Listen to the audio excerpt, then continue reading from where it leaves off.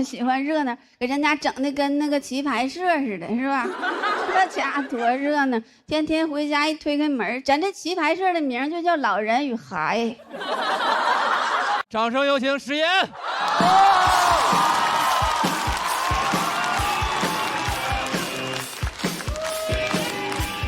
大家好，我是史岩我们家有一个小孩，就只有一个小孩。我跟我老公都是独生子女啊，我们是有独生子女光荣证的人。就是我们要这个孩子的时候吧，当时就以为独生子女这个事儿必须得传承下去，所以当时要完这个孩子，直接就给他也办了一个独生子女光荣证，然后做了一个节育手术，带了一个小环儿，跟大家解释一下，是节育，不是绝育，不是小猫小狗那个就是全切了嘛，他那没了我这个还保留了我的花花肠子好像这个世界上就是很神圣的事儿，一般来说都用一个小环代替。你看你结婚的时候戴个钻戒是吧？就是一生只能爱一个人。然后你戴上这个小环之后呢，就是一生只能生一个人。但是戴之前我确实是非常害怕，因为你不知道他是怎么操作的嘛。但是戴完之后，明显感觉自己有点不一样了。当时我从那个手术室往外走的时候，我突然发现我不再需要为这个事儿负责任了，好像突然拥有了一些男生的权利。你甚至可以用这个东西反制他。将来有一天他问我，他说怎么怀孕了呢？我也可以跟他说，我说不能啊，不能是我的呀，我带了。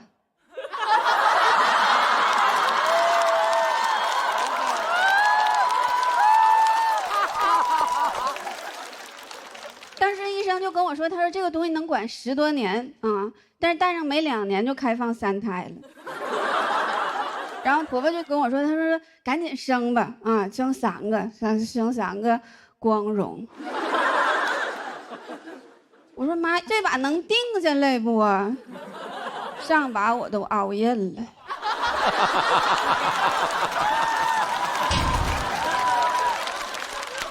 但是我也不是没心动过，因为之前有的政策确实是挺好。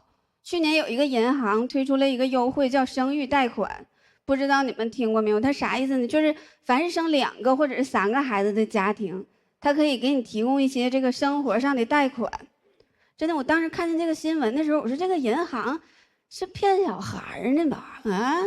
是骗小孩呢，还是骗小孩呢？你就感觉这个孩子在肚里的时候，就有一些小额带的血统了。我说这玩意儿行以后这孩子都不用脐带跟妈妈连了就用小额带了。完了，将来你要是还不上这个钱了，银行就能把孩子带走。真的，你就去看去吧，就是每隔一段时间，什么生育假又延长了，抚养假又延长了。真的，我现在不要2胎，我就总觉得这个事儿后边还有大的，我怕我要早了，要赔了。但是我婆婆就特别着急，她就跟我说，她说你赶紧要吧，那个孩子多了好，孩子多了吧，热闹。我说妈，以前也不知道你喜欢热闹啊，喜欢热闹的话，我要俩，是不？你也别闲着，你也要俩，要我再给你第2套方案，是吧？我有个朋友，他3个孩子是3个不同的爸爸。那生活想想就得老热闹了。你看3个爸爸，能带来6个爷爷奶奶，加上他爸他妈，正好8个老人，2桌麻将，完这仨小孩斗地主。我喜欢热闹，给人家整的跟那个棋牌社似的，是吧？这家多热闹，天天回家一推开门，咱这棋牌社的名就叫老人与孩。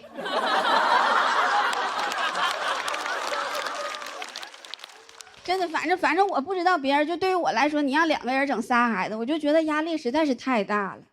但是如果每一个孩子都能有一个他自己的爸爸的话，我就合计学习上我就不用太操心，是吧？那上补课班还用我亲自跟他去吗？爸爸们自己就开始卷了。哎，你说我儿子比人大那些，咋不如人家呢？都一个妈生的。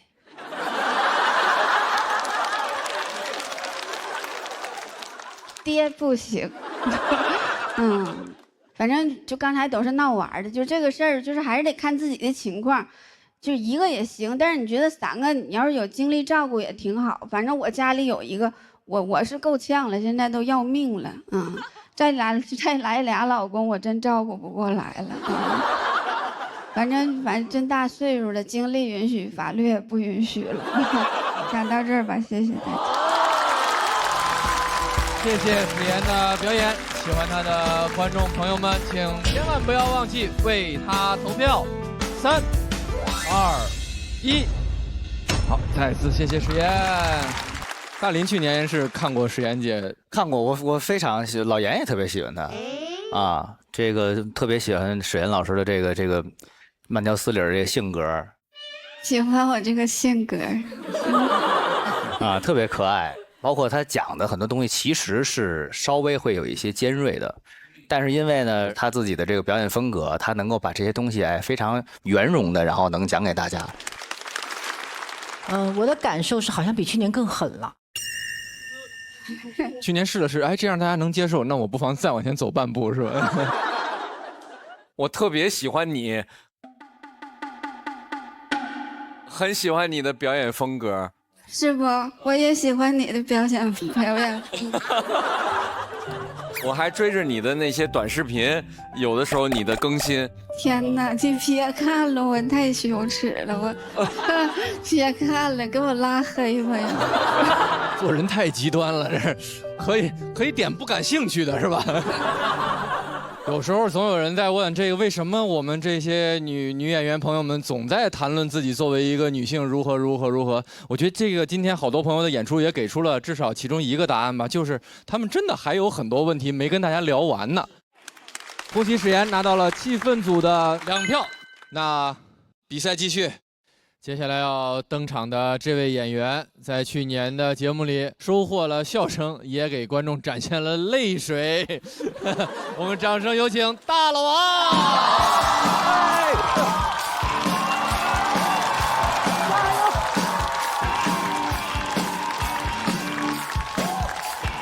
大家好，我是大老王。哎，大家好。发现这个线上线下还是不太一样的。这个线下演砸一场演出，你只要卸载小某书2天，你的人生就重新开始了。线上也太长尾了，总有那种看得特别慢的朋友。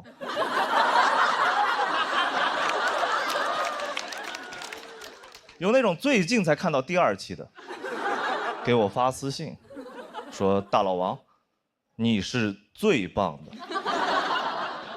我说不是，付航是最棒的，我是第32棒啊。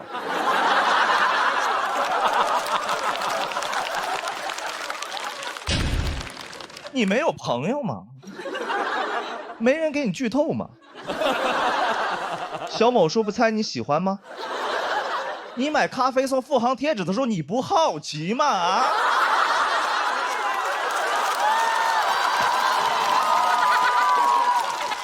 啊？为什么不送大老王的贴纸呢？还有追着骂的，你知道吗？追着骂的说你太尬了，找个班上吧。什么逻辑，家人们？什么逻辑啊？脱口秀讲不好，工作就能干得好？你是不是对工作要求有点太低了？我工作能力更差呢，我干不了那个，才干的这个呀。我上班一些最基本的东西其实都干不好，早高峰都赶不明白，早高峰有点太累了。我是觉得早高峰就是一天最累的工作，就不能先工作后早高峰吗？而且早高峰没人开心，对吧？基本上是一天心情最差的时候。我说你叫什么早高峰啊？你就应该叫早低谷。早高峰没人开心，但换句话说哈，你要在早高峰看到人开心，你不害怕吗？整个地铁人，所有人都觉得有哥们儿来，当啷当当当当。我这边。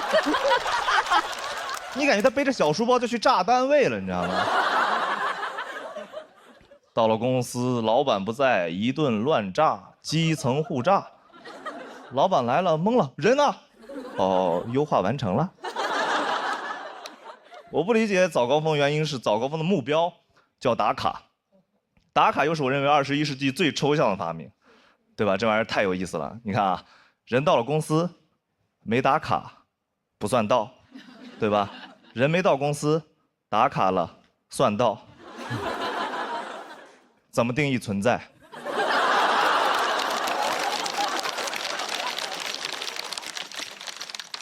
证明打卡就变成了一天最重要的事情。人就是活几个瞬间。我以前老板还跟我说过那种公司福利，说公司以后不打卡了，不打卡就更神奇了。不打卡你就不知道什么时候下班。不下班就没法定义什么叫加班，太妙了，忙了一天跟没来一样。我说，哎呦，老板你可真好，为了给我们取消加班，把下班取消了。我觉得最不理解的原来公司福利就是公司那种打车福利。我们原来公司7点下班，但是9点打车报销。附近所有公司都是9点打车报销，大家都卡点下班打车，然后就会出现一个盛况：如果你8点59打车的话，自己花钱，司机秒接单；如果你9点打车的话，就排队1小时，但是免费。这就是我每天忙了一天以后，要遇到那种最具体的问题，到底是省25块钱还是省3个小时？这是我每天遇到的最具体的快车难题。就这种情况，还有人说公司福利好。我有个朋友在字节上班，天天给我炫耀字节，天天挂嘴边字节。他主要炫耀他们公司有个福利，就是房补，就是租房补贴，住在公司30分钟以内，1个月给1500，很好。但我觉得没必要天天挂嘴边，对我公司有房补。我说这玩意儿是挺好，但这玩意儿有这么厉害吗？你知道以前长工住地主家都免费吗？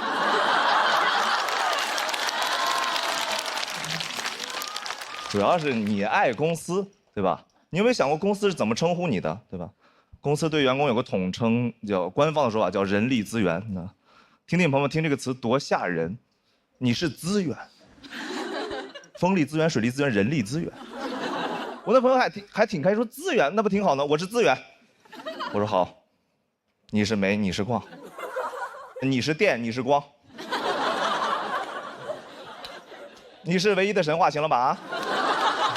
我觉得大家真的对公司的要求有点太低了。我前两天看新闻，毛东说要给外卖员交5险1金，所有评论都说是良心企业。我说真的吗？啊，要给员工交5险1金，那不是合法企业吗？我们之前对资本家要求太低了。哎呦，我们老板超好，都不违法。而且你有没有想过，没有5险1金的日子里，其实外卖员每天是很辛苦的，对吧？担惊受怕，一天到家以后啊，吓死我了，又是无惊无险的一天。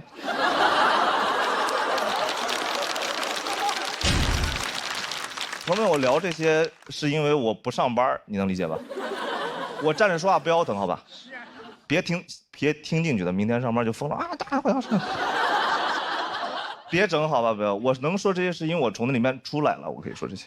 我在公司的话，能晚到半小时，我是一定会晚到半小时的，我是一定的。如果能有1500的房补，我是必须到手的。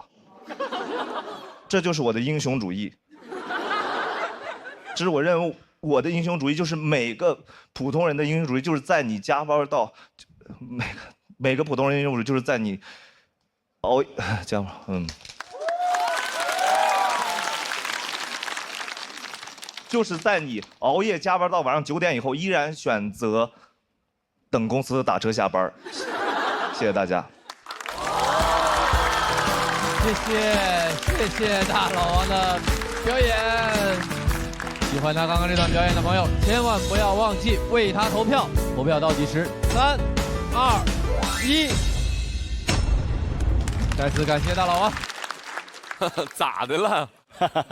这最后这是怎么了？这是哽咽了还是？我这个段子挺想讲的，挺长时间的。然后我讲的过程中，我又很怕后面说的太狠了，很多朋友听进去以后会明天辞职。因为我不想让你们辞职，因为我知道每个人都有自己的选择，都不容易。我能说这些是因为我在这儿讲着脱口秀，我有能挣钱的方式，我才能敢想那些问题。明白了，脱口秀演员老是这样，害怕观众没跟着自己走，又怕大家真听进去了。对，我真的怕听进去。刚刚大鹏导演在那个表演中也提到，你们有一段去年的偶遇。是，我觉得那个时刻对我来说非常重要，因为那个是淘汰播出第2天。大鹏老师很帅，然后远处盯着我就，我说您好，他说您是大老王吗？我说我是，看过你的演出。我说您好，那个节目上还会讲几轮呀？我说淘汰了。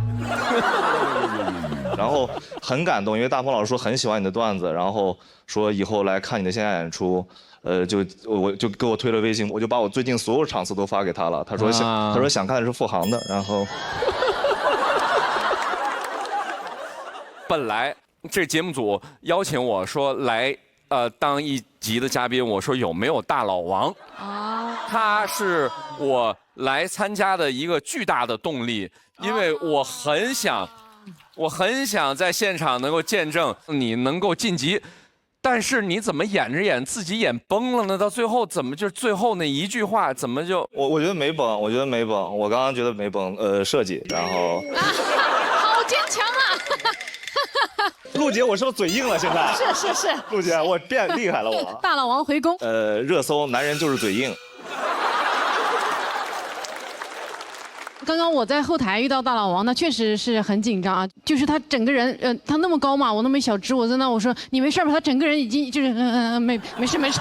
对，我以为你是情绪上来了，其实那个我也以为是。对，我以为你是情绪上来了，因为那句话很动人，所以我以为我一直以为你是要哭。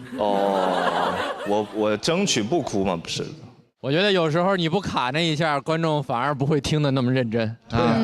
都是最好的安排。神来之笔。大老王获得了气氛组的3票。好，那我们就请大老王先回到座位休息，掌声有请张彩玲。大家好，我是彩玲，我是尝试过一次脱口秀的自媒体博主。两点，你看吹，那件事我听不懂，我听不懂。那之前犹豫的原因是什么？犹豫的原因就是我上一次尝试脱口秀去了一次开放麦，试了3个梗没响，观众就这么看着我。我就是因为怕开放麦的冷场，导致我对这个事儿有心理阴影，很恐惧。我觉得我这次还是挺有压力的。哎呀，彩玲姐那焦虑完了的，她那个认真的态度，我们改稿改通宵，她也大把年纪了，没有。庞颖跟小璐姐已经撑不住了，2个人打道回府了，3点多钟。3点了。大家都把我当成作者。别以为你逗我，演的挺好。我说我要回酒店了，他说你给我坐下。王月，你再帮我看看我的吧。脱口秀把人逼疯了。啊，他贼焦虑，然后最后一站起来，他说我不行了。我这身体扛不住，我明天就回北京。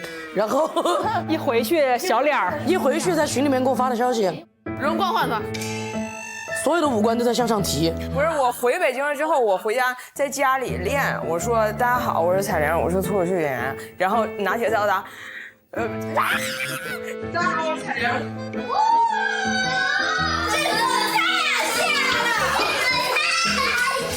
小鹿看着那个视频哭了，就是他就是那一个。什么叫做自己培养观众？你逃避这个舞台都逃避好几年了，终于又回来了，加油，彩玲！你要面对的只是你自己，加油！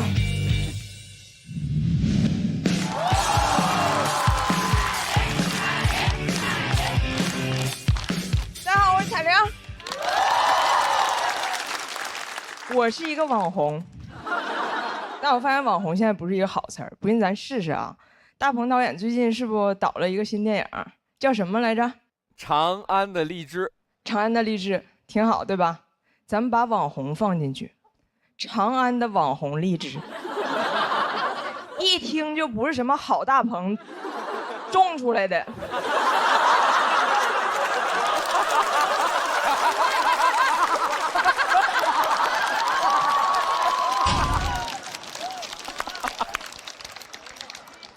但是我就是一个网红，所以每次我参加活动，主持人介绍我的时候，就会非常煞费苦心。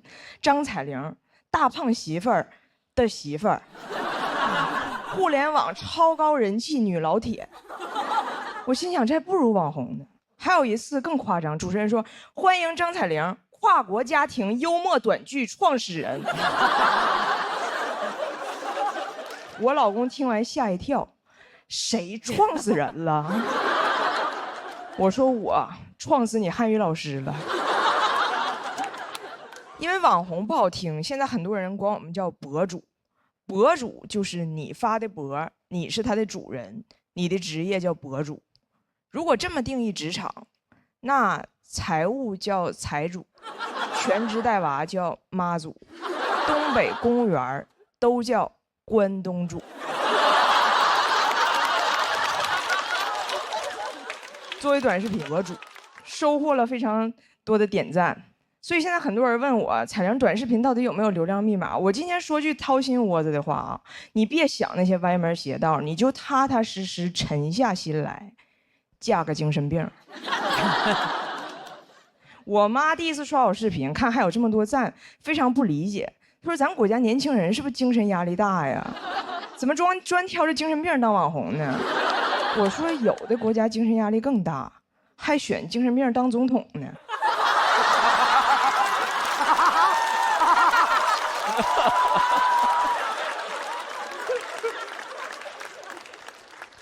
做短视频之后，我也成了个精神病。不知道你们听没听过？我以前说过一个事儿，就是讲我这个外国老公第一次来中国上蹲便不会蹲，我还得教他。对，我教他，我说双腿弯曲，重心下沉到极致。他一个努力跪下了，然后怕弄脏，把衣服一件件都脱了挂门上了。看着他这厕所上的一丝不挂啊，这要搁以前我早发火了，现在我想早发早火了。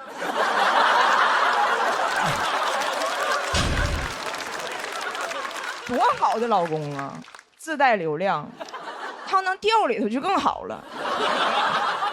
每次我发我这个外国老公干了什么傻事儿，流量就很好，这感觉太让人上瘾了。我每天就刷那个点赞，除了赞我啥都看不见，看见赞我就兴奋，我成了一匹赞狼。但如果发别的内容，流量就一般。为了这个事儿，我还找了一个网红前辈去请教。我说从长远考虑，我应该写点什么内容呢？前辈问：为什么考虑长远？短视频的核心是什么？是短视。网红是什么？大家想听啥你就说啥，这叫网红。我说那如果我就说我想说的，不管大家听不听呢？他说那个叫网课。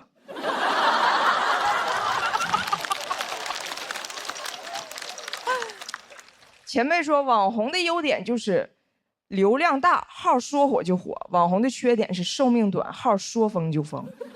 哎，听完他那番话，每次我听到那个卫生巾广告，我都感觉非常恐惧。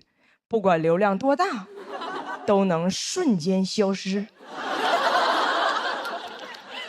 我流量最好的一条视频是讲我的儿子，他叫张拿铁，啊，他作为一个混血宝宝，居然不会说英语，还被双语幼儿园给拒收了。这个视频让我涨了很多新粉儿。我正乐呢，前不久张拿铁突然开始说英语了，塌房了。祸不单行，茅房传喜讯，我老公会蹲了。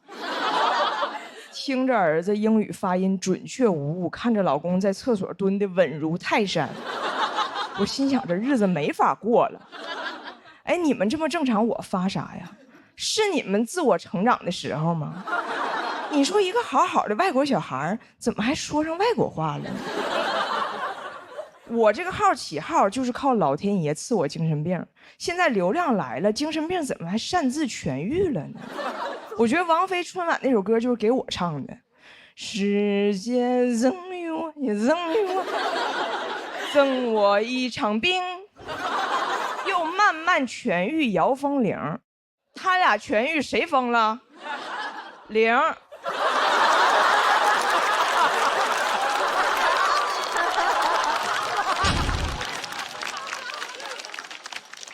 我都没敢跟家里老人说我是网红，我爷是听邻居说的，问我啥叫网红啊？我说这么解释吧，电视上给你演的叫明星，手机上给你演的叫网红。我爷说，那你啥时候能从网红变明星呢？我老公说，现在呀，投屏。哎呀，每个网红都想被人记住，也都想向家里人证明自己是可以被人记住的。所以第2天我爷去沈阳看病，我就非要跟着。我说爷，一会儿上火车你就能看到，网红跟明星一样，有很多人认识我，非常的风光。结果那天在火车上根本没有人瞅我。马上到站了，终于有个大姐啪嚓打我一下，哎，你是那个张？我心想，证明自己的时刻到了。大姐说，你是张铁林。哎，不对，那是皇阿玛，那是皇阿玛。你别说啊，我能想起来，你别说，我能想起来。然后她转身开始打她老公。哎，老公，他叫啥来着？他是啥来着？我老看他，你帮我想一下。哎呀，他有个儿子，他儿子可荒诞了，可愁人了。网友都拿他儿子玩梗，他叫啥来着？她老公说啊，我想起来了，想起来，他叫那个向太。